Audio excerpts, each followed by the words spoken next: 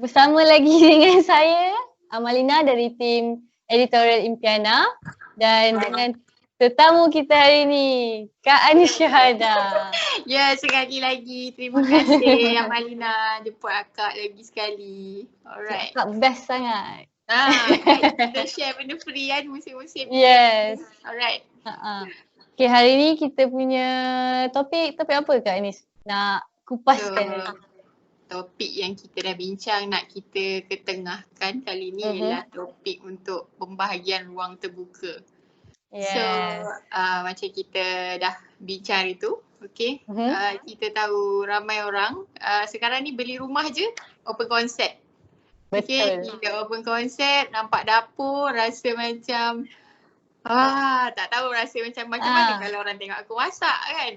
Masuk rumah memang rasa macam lapangnya. Tapi bila nak masukkan perabot semua dah jadi pening kepala. Ya, betul-betul, sangat betul. So hari ni Anis sebagai tukang dekor nak share juga dengan tim Impiana, semua followers, okay, tentang pembahagian ruang terbuka. So kebanyakanlah rumah-rumah sekarang layout dia memang sangat terbuka, lagi-lagi rumah tak kira lah landed ke apartment pun macam tu kan? Betul, rumah apartment ke, kadang-kadang dapur dekat depan sekali. Ya, betul. Buka pintu nampak dapur dulu. Betul. Itu memang sangat scary untuk kebanyakannya perempuan sebelum rumah tu dibuat. Okay. Kita banyak juga dah buat rumah-rumah yang macam tu and sebenarnya tak ada masalah pun. Cuma dari segi pembahagian ruang tu kita kena bijak. Sebab dari segi pembahagian ruang tu sendiri kita kena tahu dekat sebelum kita mulakan dekor sesuatu benda tu, kita kena bahagi dah ruang siap-siap untuk daripada shilling lagi kita dah kena bahagikan ruang tu. Daripada shilling macam mana tu? Daripada shilling lagi. Okay, sebenarnya shilling ni, plaster shilling ni bukan setakat buat untuk serok wiring je. Okay, sebenarnya plaster shilling ni ialah pembahagian ruang. So bila kita buat, sebab tu plaster shilling ada banyak design. Betul. Kadang-kadang belah sini ada design dia, belah sini kosong.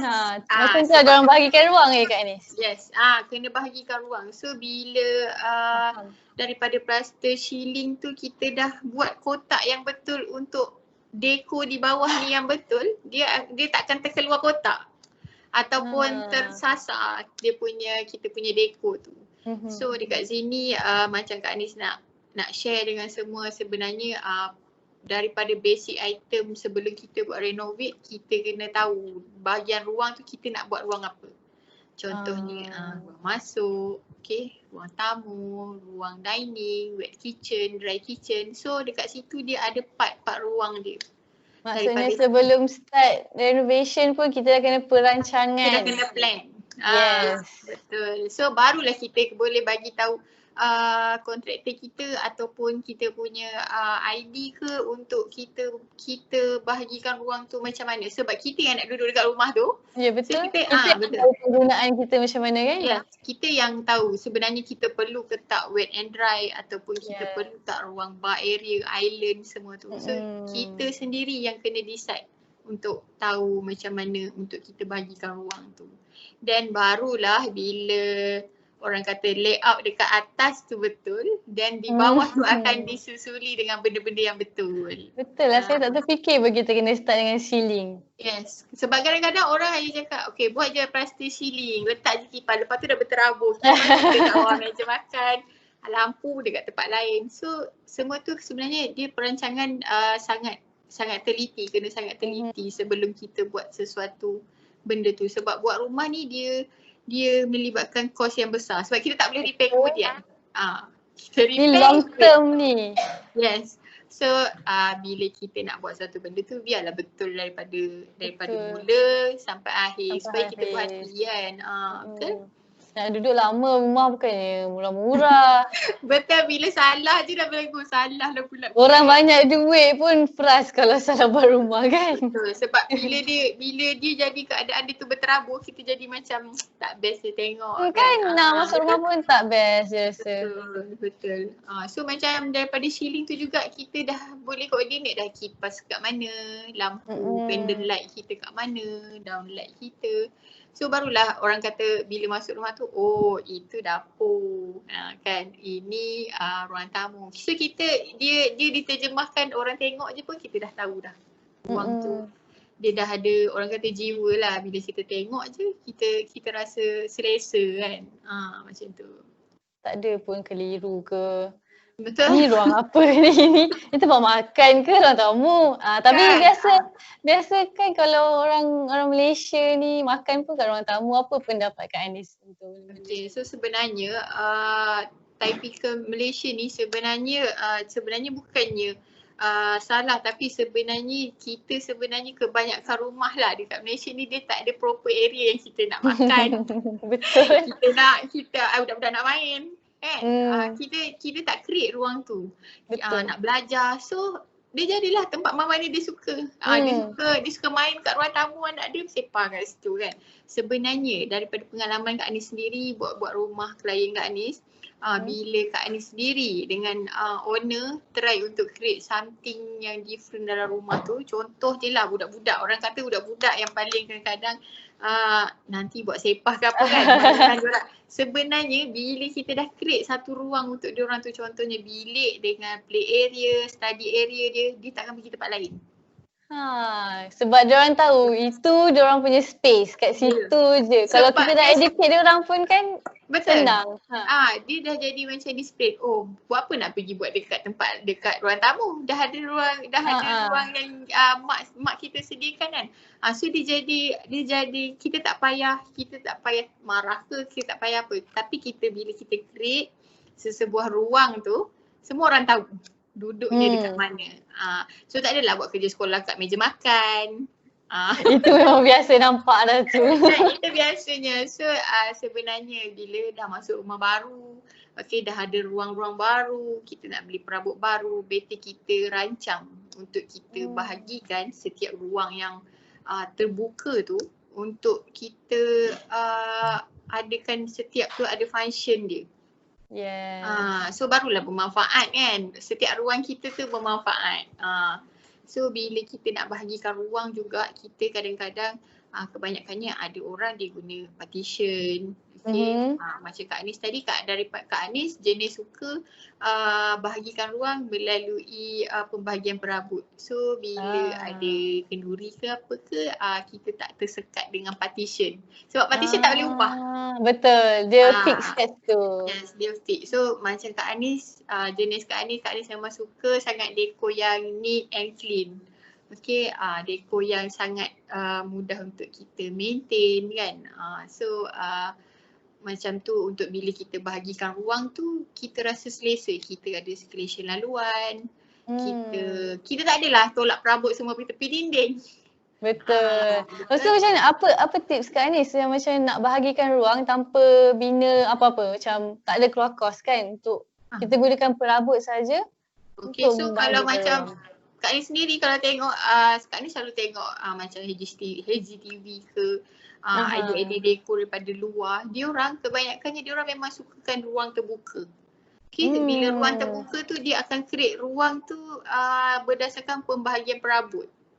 At least macam kita ada, kecuali kalau kita nak bahagikan antara ruang dapur dengan ruang makan ataupun ruang depan tak nak terlalu nampak, at least kita buat bar area. So bar area tu cukup dah untuk bagi. Tak payahlah kita buat wall jadi tutup habis kan, sebab sebenarnya bila kita ada perancangan yang betul, kita ada design yang cantik, sebenarnya dapur tu bukannya satu tempat yang tak cantik.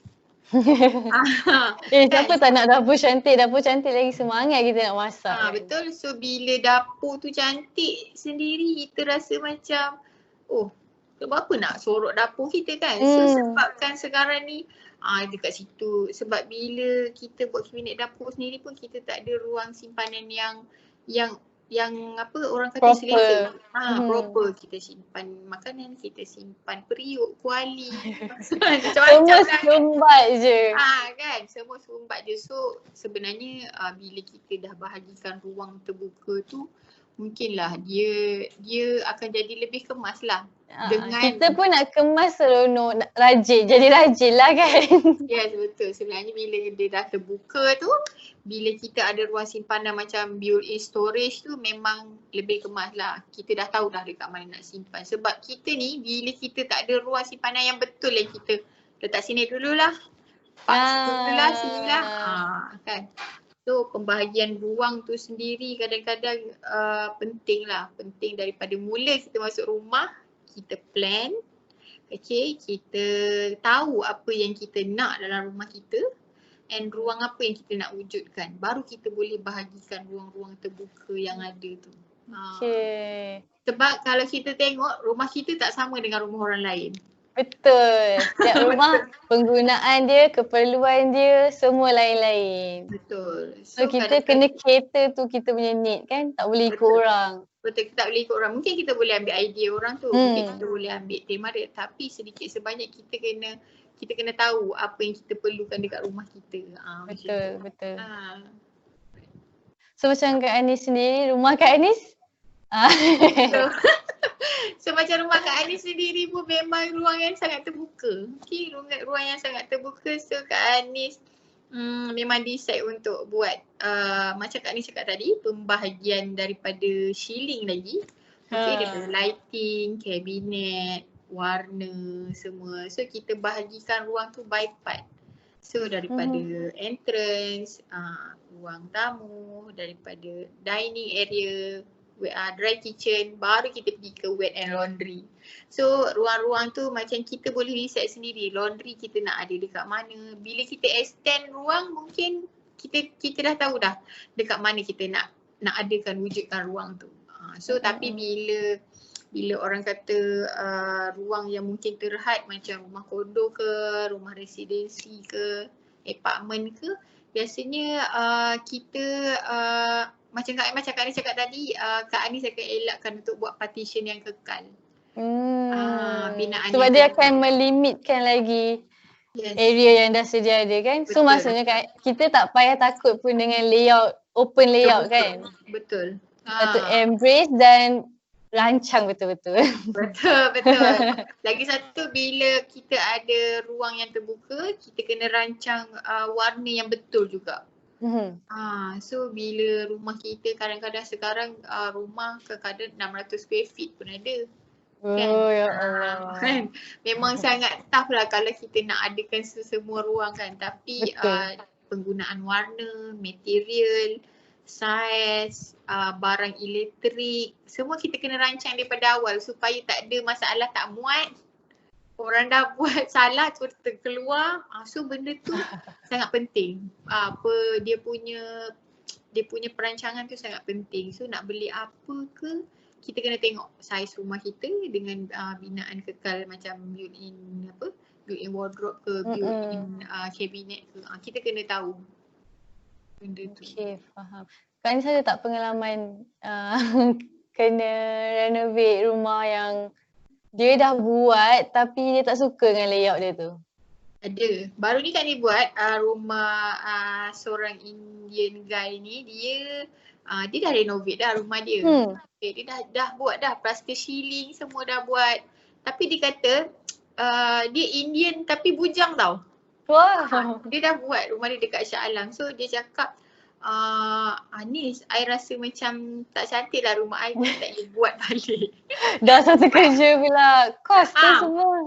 Ya, dia dah buat dah habis berpuluh ribu. So kita masuk, kita repair balik, kita buat balik, kita relocate balik wiring, lighting yang betul, kita bahagikan ruang dining, ruang depan. Sebab masa dia buat tu semua flat je. Ada plastic ceiling. Sayangnya. Kan sayang lah. So bila kita dah buat balik sampai dia pun kata macam, Miss ni betul ke rumah I kan? Padahal rumah yang sama. Tak ada pun pecah-pecah. Cuma macam Kak Anis cakap tadi lah, bila pembahagian ruang tu kita bahagi dia sebaiknya daripada ceiling, susunan perabot, okey, dapur. So dia jadi macam enjoy lah, jadi seronok rumah tu. Lagi Tapi selesa, mata nak memandang pun sedap. betul. Banyaklah orang yang kadang-kadang dah renovate tapi salah sebab contohnya kadang-kadang bila dia tak ada seorang yang boleh advise dia untuk buat macam mana, orang yang buat rumah tu dia akan buat je, buat straight ke, buat apa ke, Sebab dia just tu buat je. kena ada consultant. Betul. So Orang pandang remeh benda ni sebenarnya. Penting ada consultant. Kalau kita main buat je. betul. habis. Duit Macam tu sikit lah keluar jadi dia. sebenarnya. That's why. Betul. Duit keluar juga. Betul. So tak semestinya orang ambil, orang kata sekarang ni kalau orang ambil ID, orang ambil tukang dekor ke, orang ambil tempat berbayar je. Tapi sekarang ni dah banyak platform yang share benda ni macam kita buat sekarang, untuk share secara free ilmu untuk semua orang beli rumah, kan? Semua orang nak renovate, semua orang nak masukkan barang. So bila kita buat satu benda tu, make sure kita buat satu benda tu yang betul terus. So tak rugi kan. Betul. Jangan buat sambil lewa lah. Betul. So bila kita dah ada satu design, kita tunjuk, mungkin kita punya expectation tu tak lari jauh. Daripada kita tak tahu apa-apa, okey buatlah. Kalau lepas tangan tu memang rugi kalau lepas tangan macam tu. So at least kalau kita tak ada rujukan ke apa, kita ambil je yang mana-mana orang share, kita suka ilmu-ilmu free ni untuk kita letakkan dekat rumah kita. Betul. Sekarang kat Facebook pun dah banyak grup-grup boleh tanya pendapat masing-masing kan? Betul. Sebab orang sekarang suka sharing. Kan? Suka sharing. So bila kita share tu, orang dapat manfaat tu, rasa seronok lah kan? Betul. Bila kita duduk dekat rumah tu, kita rasa puas hati lah, cantik kan, terbahagi dengan cantik. So daripada pembahagian ruang terbuka tu sendiri pun memang semua rumah sekarang ni, boleh kata semua rumah macam tu terus dapat dapur. Betul. So bila kita buat dapur tu, dia proper, ada cantik dia punya, ada jiwa dekat dapur tu sendiri, dia tak jadi masalah pun ruang tu walaupun ruang tu terbuka. Macam tu. Okay, lagi ada apa-apa yang Kak Anis nak tambah tak? So tentang topik hari ni. So yang Kak Anis nak tambah sikit mungkinlah daripada segi pembelian barang juga. So bila kita ada open concept punya layout, kita tak boleh beli barang yang sale lah, belilah semua sofa 3, 2, 1 beli. Tu masalah juga. Kadang-kadang orang kita ni dia cepat macam kalau you ambil ni, dia sale ni, you ambil lagi murah banyak. Tak, sebenarnya kita kena tengok ruang rumah kita. Antara dia akan merugikan kita ataupun menguntungkan kita. So bila ada expo ke apa ke, make sure kita dah bawa dah ukuran, saiz yang untuk kita beli kerusi berapa kaki. 6 kaki, 7 kaki. So benda tu kita kena ambil berat, sangat ambil berat. Sebab kalau kita main order je apa yang ada ke expo, bila sampai rumah kita tak boleh pergi dapur. Macam tu lah. Betul. Tak muat pula kan? Betul. Kadang-kadang dia orang beli sofa bukan murah-murah punya, semua berjenama. Tapi dia orang kata masa dekat expo tu rasa kecil, dah sampai rumah besar. Lain pula skill dia. Kan. So benda tu selalunya sebab tu meja makan sendiri, sofa sendiri dia adakan banyak saiz. Betul.